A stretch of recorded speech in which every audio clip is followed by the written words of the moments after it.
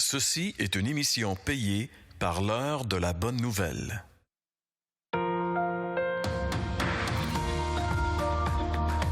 Suivant ce que nous ont transmis ceux qui ont été des témoins oculaires dès le commencement et sont devenus des ministres de la parole, il m'a aussi semblé bon de te les exposer d'une manière suivie, excellent Théophile, afin que tu reconnaisses la certitude des enseignements que tu as reçus.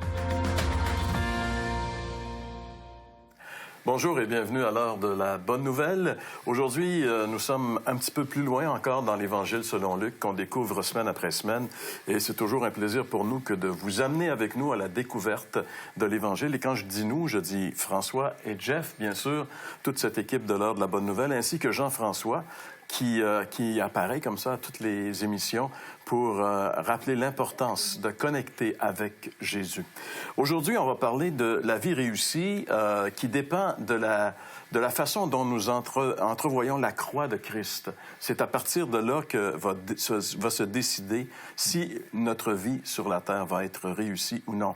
Et ce qu'on va voir également, c'est que les normes de vie réussie selon Jésus ne sont pas les mêmes que celles selon le monde. Je dirais absolument pas les mêmes. Et même vraiment à l'opposé, on pourrait dire. Voilà.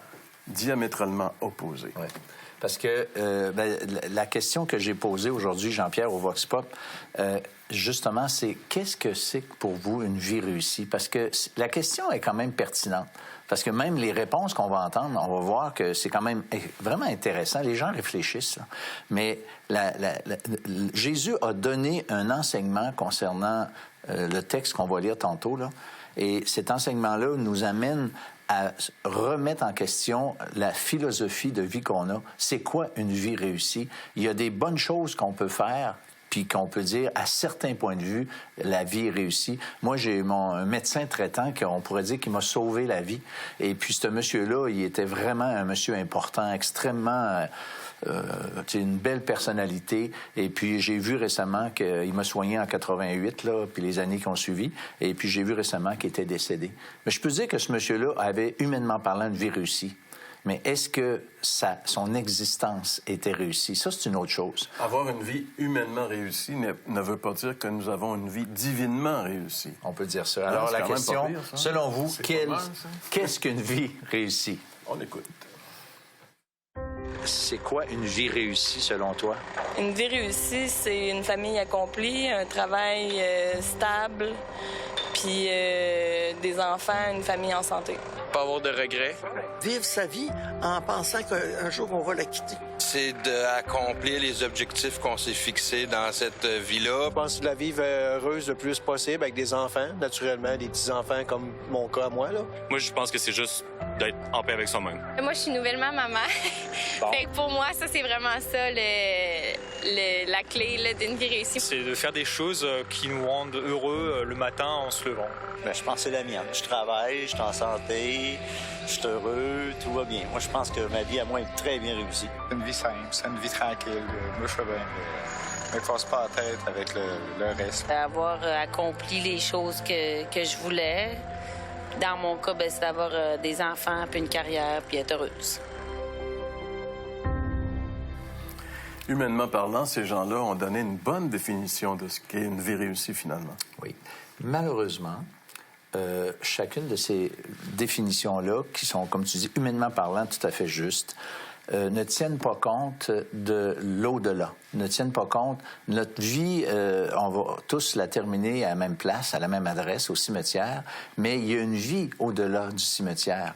Et on vit un peu comme si on était en dessous des nuages, on ne tient pas compte de cette réalité, puis on devrait en tenir compte. Et moi, quand j'ai entendu l'Évangile, le message de l'Évangile, celui qui m'a le plus dérangé, au fond, c'est pas le fait que Jésus est mort sur la croix pour mes péchés, c'est le fait qu'il voulait que je lui donne ma vie. Et ça, pendant 2 mois, j'ai été tourmenté, littéralement tourmenté, parce que je savais que je devais lui céder, bon, on va dire, le volant. Il fallait que je donne mon trousseau de clés. Pas dans le sens que je vende tout puis que j'abandonne tout derrière moi, mais renoncer à moi-même, comme le texte qu'on va lire tantôt. Et ça a été une lutte intense. Pendant 2 mois, toi? 2 mois, Un an, moi. 1 an.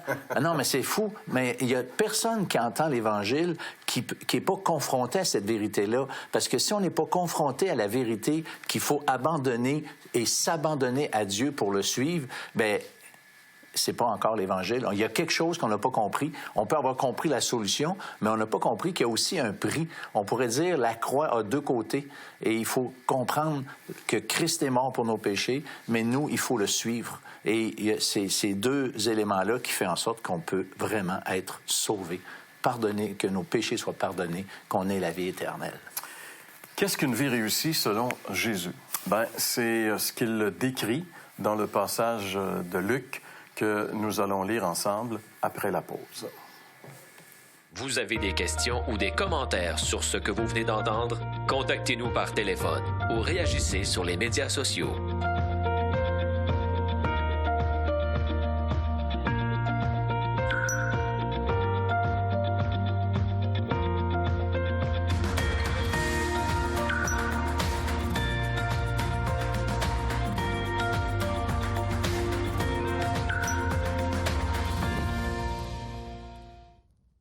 L'heure de la bonne nouvelle, en collaboration avec le Messager chrétien, vous offre gratuitement le recueil de méditation quotidienne La Bonne Semence. Pour en recevoir un exemplaire, écrivez-nous à l'heure de la bonne nouvelle, casier postal 25015, Trois-Rivières, Québec, G8Y0B5. Vous pouvez également nous joindre à info@hbn.ca ou par téléphone 1-866-509-1319.